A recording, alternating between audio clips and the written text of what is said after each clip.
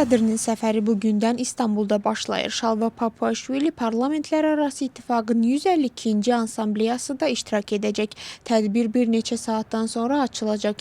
Ümidin canlandırılması, gələcək nəsillər üçün sülhün və ədalətin təmin olunması Ansambleyasının əsas mövzusudur. Şalva Papuaşvilinin çıxışı və iki tərəfli görüşlər də planlaşdırılıb.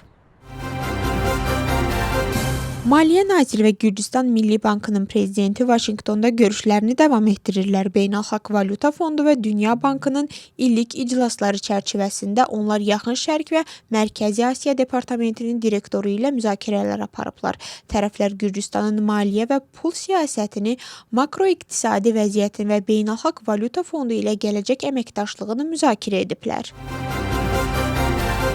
Avropa Şurasının İnsan Hüquqları üzrə komissarı Tea Ahmediyani ilə görüşdü. Görüşdə Gürcüstanın suverenliyi və ərazi bütövlüyünə dəstək, həmçinin təşkilatın münaqişələrin dinc həllinə rolu vurğulandı.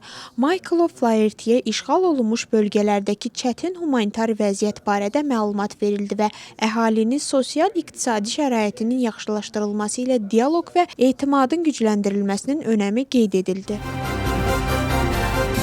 İsrail və Livan birbaşa danışıqlara başlamaq barədə razılığa gəliblər. ABŞ-ın paytaxtı Vaşinqtonda keçirilən müzakirələrin məhsuldar olduğu ABŞ Dövlət Departamentinin bəyanatında qeyd olunub.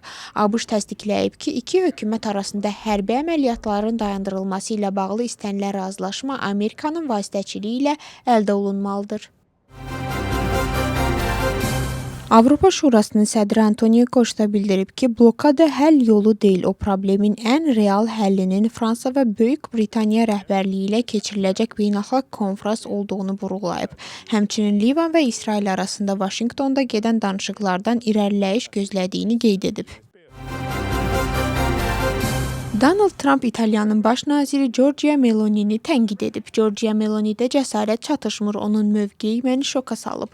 İranın nüvə silahına sahib olub-olmaması onu maraqlandırmır. Əgər belə imkanı olsaydı, 2 dəqiqəyə İtaliyanı partladardı deyə Trump Meloni'nin cavabına münasibət bildirərkən deyib. Xatırladaq ki, bundan əvvəl İtaliyanın baş naziri Roma papası ilə bağlı ABŞ prezidentinin şərhlərini qəbul edilməz adlandırmışdı.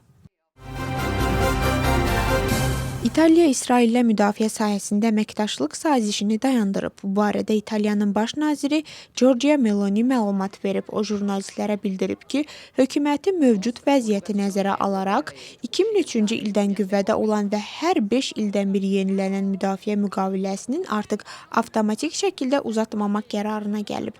Razılaşma hərbi materialların mübadiləsi və texnoloji əməkdaşlığı nəzərdə tutur.